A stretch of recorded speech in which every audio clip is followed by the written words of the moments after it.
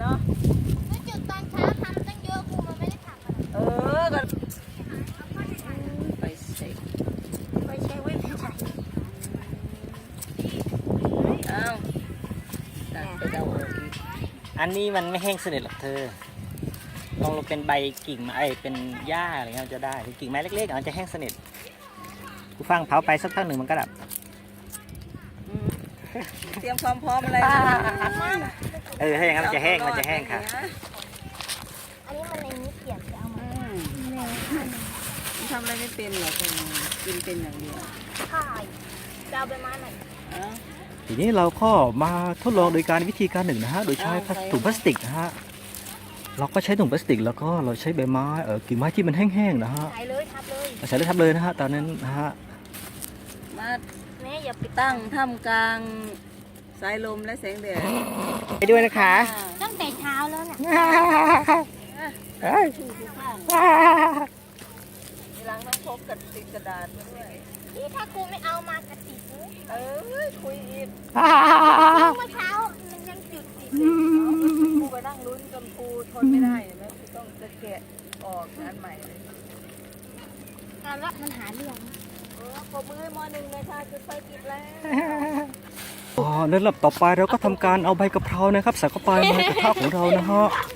ซึ่งข้างในประกอบด้วยส่วนใดบ้างฮะช่วยบอกหน่อยสิฮะข้างในมีอะไรบ้างมีกุ้งค่ะมีกุ้งจำนวน10ตัวนะฮะไม่ใช่ค่ะเยอะกว่านั้นเยอะกว่านั้นแล้วก็มีมีหมึกด้วยเหรอมีค่ะไฮโซมากแล้วก็มีพริกประมาณ3 เม็ดนะฮะใช่ค่ะเยอะกว่านั้นเยอะกว่านั้นอีกประมาณ200 เม็ดอะไรประมาณนี้200 เม็ดหรือกิโลเมตรซึ่งท่านผู้ช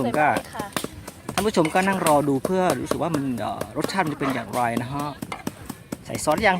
กินหอมมากเลยเสียงใส่อีกก็ได้ซึ่งก็เป็นความหวังของพวกเราทุกคนนะฮะว่ามันจะเค็มหรือมันจะพอดีนะฮะเราจะมาดูกันนะฮะ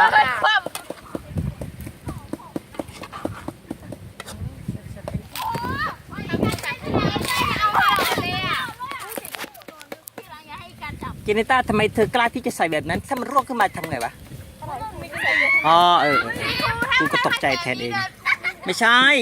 มันสดสาธารณชนน่ะกระดูกค่ะกระดูกอย่างเดียวใช่ไหมจะสดแต่น้ำป่ะมีเนื้อด้วยโอ้ท่านี้ก็ไฮโซมากแล้วมีแต่กุ้งเขามีแต่แบบเขามาจากทะเลอ่ะตอนเช้าค่ะขออาหารมีน้ำปลาไหมอ่ะคือพวกเขาเนี่ยเหม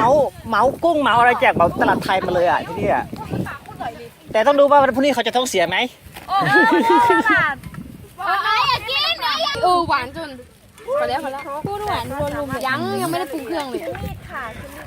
หวานจนผ่าได้อยู่ซ้อมอะไรยังไม่ได้กินข้าวเลยหน้าตาดูดีเนาะหน้าตาดูดีมากแต่เหมือนกับเผ็ดแรงคนที่หน้าตาดีค่ะดูกับข้าวไม่เห็นเลยใส่กินทั้งดิบนี่บอกโอ้อันนี้กะเพรามันเป็นรสเผ็ดขณะนี้เป็นการสาธิตขณะที่เรากำลังอยู่ป่านะเราหาอาหารได้เลยแต่เราไปเจอแม่ค้าขายลูกชิ้นเราก็ทำการซื้อมานะฮะที่ในป่ามีลูกชิ้นด้วยหรอมีค่ะอ๋อเหรอในนี้เรากำลังสาธิตวิธีการ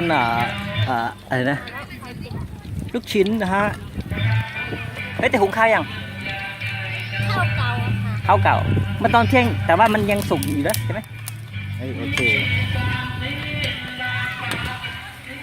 รวมตังค์คนละกี่บาทเริ่มตังค์กันคนละกี่บาทรวมเงินกันอ้าวก็ต้องหารกัน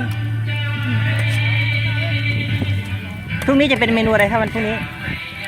ก็ลูกชิ้นค่ะ